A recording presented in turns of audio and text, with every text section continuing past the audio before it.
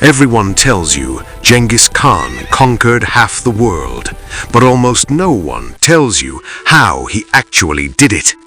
No one explains the secret strategy behind systems that allowed Genghis Khan to control millions across endless lands faster and more ruthlessly than any king before him. We're finally going to uncover the secret. Do you know, in the 13th century, a small metal tablet was more powerful than any sword or army? Why and how? It is the year 1221.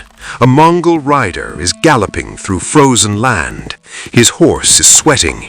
His breath is heavy. He is not a warrior. He carries no sword. He carries information. On his chest hangs a small metal tablet called paisa.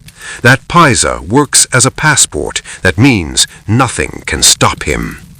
If a village blocks him, they will be punished. If a governor delays him, he will die, because this rider serves Genghis Khan. And this is where the real story begins. Genghis Khan was the other name of fire, blood, and destruction. But this story is not about violence alone. It is about systems.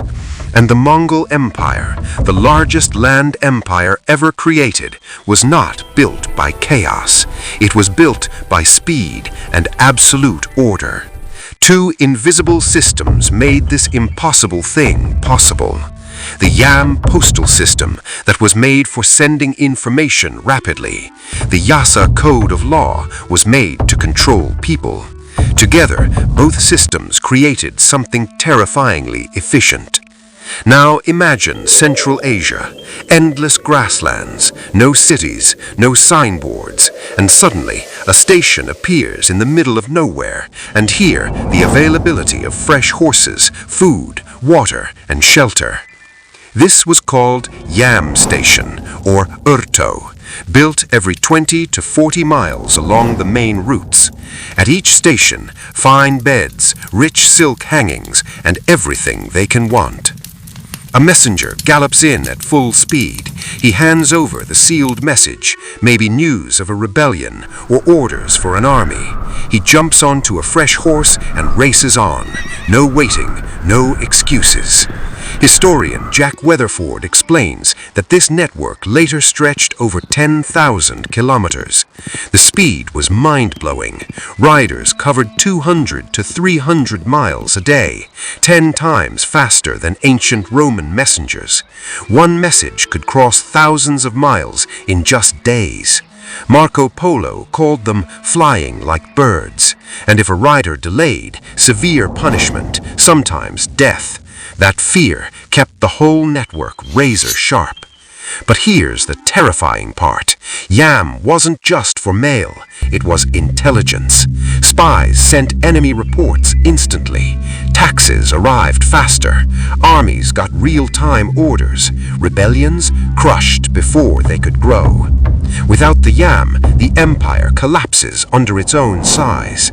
Persian historian Ata-Malik Juvaini records a real event. A Mongol governor in Central Asia secretly delayed tax shipments. Within days, a message reached the Great Khan, not weeks, days. Before the governor could react, a second message returned, carrying punishment orders. The governor was executed publicly. Why? Because information traveled faster than betrayal. If this shocks you, smash that like button right now. It helps the story reach more people. Historian David Morgan famously called the Yam the nervous system of the Mongol Empire. And this is where most empires fail. Fast messages mean nothing if people don't obey. So Genghis Khan created something even stronger than weapons, a law. Not written for the public, not debated, the Yasa Code of Law. But the question is, why Yasa was needed? Before Genghis Khan, Mongol tribes were chaotic. Kidnapping women was common. Loyalty shifted daily. Revenge never ended. Genghis Khan understood one truth. An empire without law destroys itself. So he created rules that were absolute. The yasa, meaning order or decree, was Genghis Khan's blueprint for unity. It began as spoken command at his great assembly in 1206 when the tribes crowned him Khan. The yasa was supervised by Genghis Khan himself and his adopted son, Shigi Kutuku, the empire's chief judge. It wasn't a public book. It was kept secret, written on scrolls in a blue book locked in the royal treasury. Why the secrecy?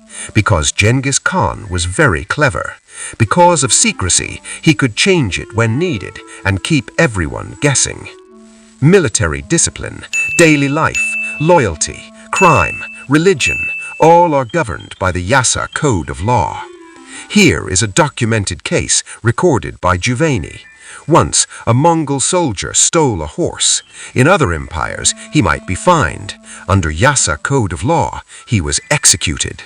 But after that incident, do you know, trade routes became safe across thousands of miles. Merchants traveled freely. This safety later created what historians called Pax Mongolica, a peaceful trade era connecting China to Europe. It is one of the most peaceful periods in world history that was created by one of the most feared conquerors of all time. Comment below, did you know about it? Theft, desertion, and lying to Genghis Khan means death, but religious freedom, merit over birth, and equal law for nobles and soldiers were given under the Yasa code of law. A shepherd could become a general. Loyalty mattered more than blood. According to Encyclopedia Britannica, this unity allowed millions of different people to function as one system. Now imagine this, a yam messenger arrives late, not because of the weather, not because of war, because he slept. Under Yasa code of law, negligence was a crime. He was executed. And after that, no messenger was ever late again. Speed enforced by law. Law powered by speed. Historian Thomas Allsen explains that information moved fast and obedience followed instantly. This was not just an empire, it was a machine. Today, governments spend billions on surveillance, communication, law enforcement. Genghis Khan achieved control with horses, fear, and discipline. The real question, was Genghis Khan only a conqueror, or was he the architect of the world's first global system of control? The yam carried the message, the yasa enforced obedience. Together they ruled half the world. Today, power still works the same way, only the tools have changed. So the real question is, are we living under smarter systems or simply faster ones? What do you think? Drop your thoughts in the comments. If this hidden side of Genghis Khan surprised you, hit like, subscribe, and turn on notifications for more stories that unlock the past. Thanks for watching. See you next time.